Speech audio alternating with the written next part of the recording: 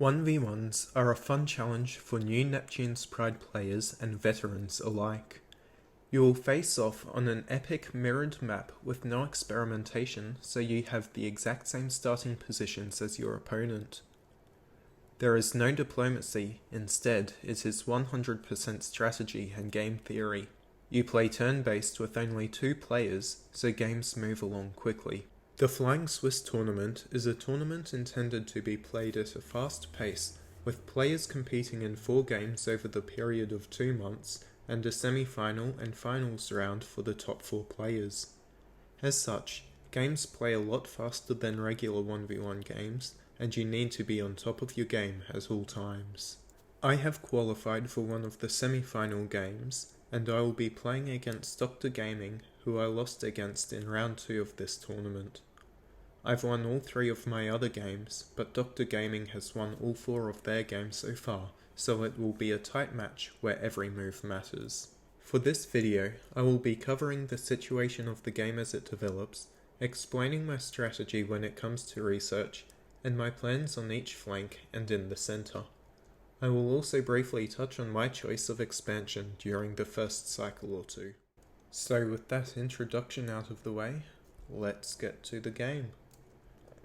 Okay, well, having a look at the game, at the board, we can see that we've got several possibilities, several highly contested areas to look after. On the left and right, there's a huge cluster of stars. We can see all these stars look quite valuable to go together, and they're quite protected. And actually, I think we've got a number of areas in this board, and this sets up to be a nice checkpointy game, it looks like. So we've got home bases for each player. That is bounded out by these stars here, and it looks like these places are easy enough to protect and to develop and not let the opponent get into these areas. And DrGaming also has their own corresponding area on their side. Then we've got the center, which consists of these stars here. Once again, these stars are easily protected, and if you control all of those stars, it will be difficult to get in. Having a look, this is the closest star, and that's 10 hours, which is 4 hours away from there. So there's some nice choke points on each of these sides and in the center here. Finally, we've got the left and right flanks, which also have a number of choke points. So these stars here make up a nice choke point, nice sector of stars, nice cluster. We can see that it will be almost impossible to get from the base to those stars if I don't already control it. And the same thing on the other side. That takes 11 hours, but that's 6 hours to defend. If we come this way, that takes 11 hours again. So it is easier to attack this way than it is to attack this way. And so that's something that would be interesting and useful to take into account. So having a look at this, I think what I need to do is make a quick play for this cluster of stars, the leftmost cluster of stars, do what I can to capture these stars and keep DrGaming out, and do the same for the center stars. And if I can do that for the center stars and the leftmost stars, then I can slowly build up on them and build up my forces to such a point where I can just squeeze DrGaming out of the map.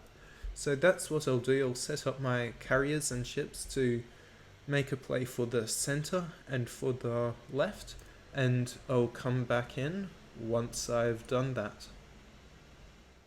I've now finished ordering carriers to do expansion, so having done that, I found the map is a lot more interesting than it seems at first, particularly because of the terrain of this map. So we'll see these stars at the back here. They all require hyperspace range 2 to get to, and that isn't something I noticed at first. We can see that this jump here is range level 2. Furthermore, to get to the cluster of stars on the left here, that also requires hyperspace range 2 to get to. So with this, that'll make for a fairly interesting, fairly complex map that we're trying to work around, and that has changed some of my default strategy. So generally when I play a Flying Swiss tournament, I'll try to research terraforming, banking and manufacturing all within the first cycle.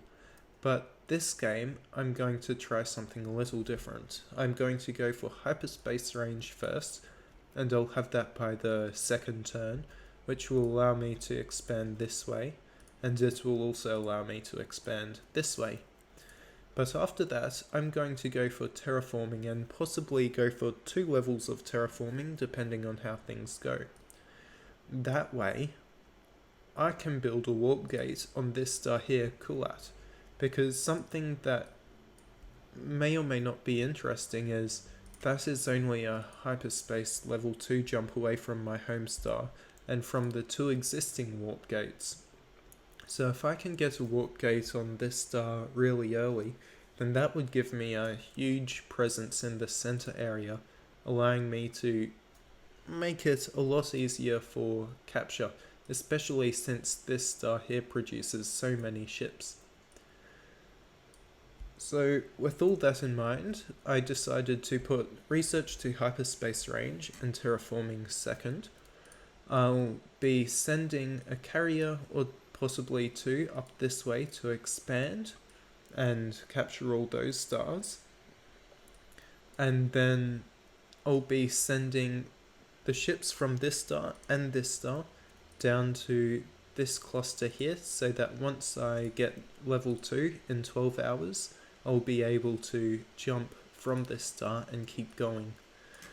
I'll also be just sitting enough ships here to make it a nuisance to capture the area, because once again, this area won't be my focus. I still will try to make it impossible for DrGaming to capture it, but it won't be my focus. Instead, the left and the center will be my main focus for this game. Another thing with if I can capture the center is it makes my ships a lot more maneuverable than DrGaming's, because for me to move a ship from my right front to my left front, if I have the center, I just have to go this way. But if DrGaming is moving, they have to go all the way around here to move their ships from one front to the other, and that's almost an additional 24 hours of travel time. So if I can make a play for the center and hold on to it, I think that gives me a great chance, especially since all of these areas, they're really easy for me to defend and make it impossible for DrGaming to make progress into those areas. As with all games, there isn't much to say 6 ticks into the game, and here we can see that it's no different. We each have the same number of stars, which means our expansion was fairly similar, and I'd show you the rest of our statistics and how they compare, but I've bought more infrastructure for this round already, so what I'll do is I'll quickly go through the intel. We see for total stars that it's the same, but we could tell that based on the leaderboard. For economy, no economy bought yet. It would be silly to buy any now, considering we've still got 2 turns before we have to buy it. For industry, I ended up purchasing 1 more industry than DrGaming did. For science, I purchased 2 more science than DrGaming did. And ships, just a result of the industry discrepancy. And finally, carriers. DrGaming purchased 1 more carrier than I did. As part of my moves, one thing I did was to redirect a few of my carriers. So this carrier here, I originally had it to go through the stars in this order, but I've swapped the last two around so that I can take advantage of this good star here, Fax, before the other one. In addition, this carrier, Score, heading towards the home star, I've just told it to wait at the home star because it would be quicker to wait at the home star and then jump next turn when I have weapons too, than it would be to move to a neighbouring star and then jump from there. In addition, by waiting at the home star, I can collect more ships and make a greater impact when I land, so that's why I've done that there. My carrier here, I've got him waiting at that star, so that next turn, when I get an extra level of hyperspace range, I can continue to expand in the northwest corner. And this carrier here will arrive in 6 ticks at this star, so that I can immediately go on to the next one. With regards to research, I'll have hyperspace range done in 3 hours, which unfortunately won't be useful until the full turn has passed over after 6 hours, but the important thing is it will be done this turn. Afterwards, I'll go for terraforming, and I'll do what I can to make sure that that gets done by the time I purchase economy. After terraforming, I haven't decided what tech I'll go next, but I wouldn't be surprised if I go for banking after that.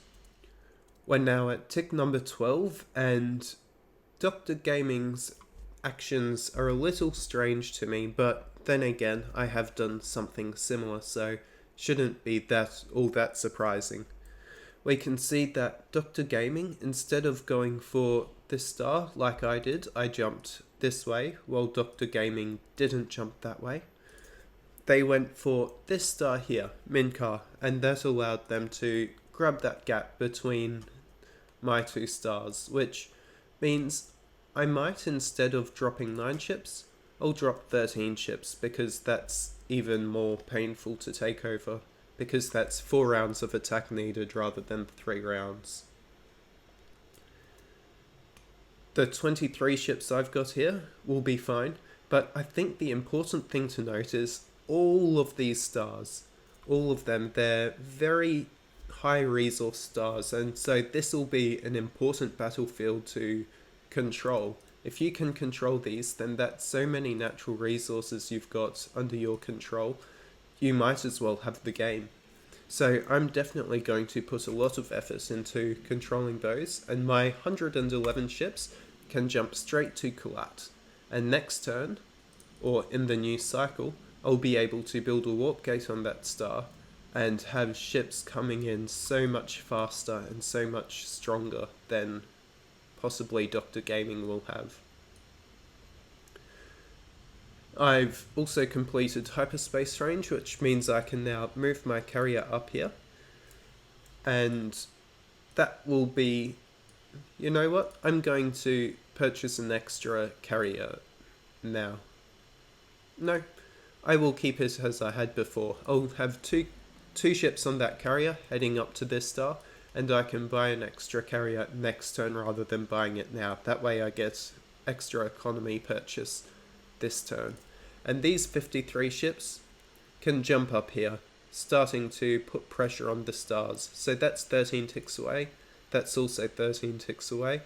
I might just do an extra carrier purchase, have 29 ships on one and 24 on the other. 24 isn't the best number, but I think it'll do for now. So far I've only purchased 1 carrier and no infrastructure. So having a look, we see DrGaming had 4 more carriers than I did. It's 3 now, but I've bought a carrier. And they've also gone for a hyperspace range, which is what I did, and I totally understand that decision from them.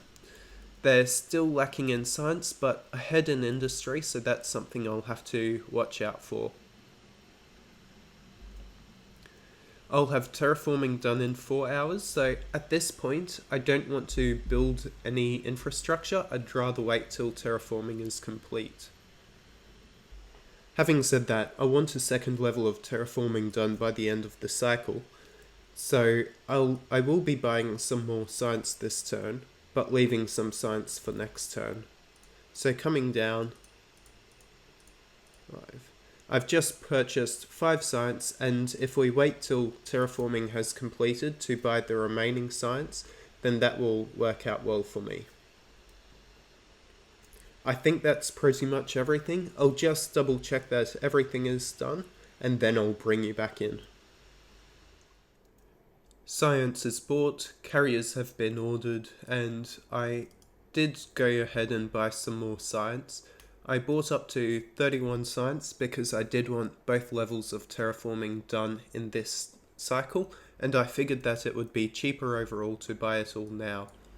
However, that has left me with very few credits, which may be a problem when it comes to buying economy, but that's a risk I've taken, and we're going to see how things play out.